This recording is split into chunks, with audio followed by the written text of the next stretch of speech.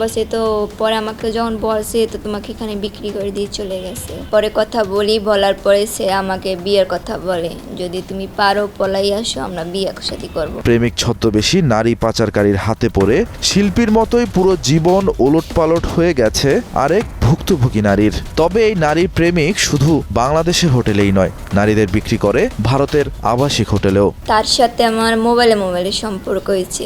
পরে কথা বলার পরে সে আমাকে বিয়ের কথা বলে, যদি তুমি পারো পলাই আসো, আমরা বিয়ে শাদী করবো। এরপর ক্রমশই পাল্টে যেতে থাকে জীবন, রঙিন জীবন পরিণত হয় বিষাদে। ভারতে যখন গিয়েছি তখন আমাকে অন্য জায়গায় একটা মহিলার কাছে আমাকে নিয়ে গেছিল। বসে তো পরে আমাকে যখন বলছে তো তোমাকে এখানে বিক্রি করে দিয়ে চলে গেছে।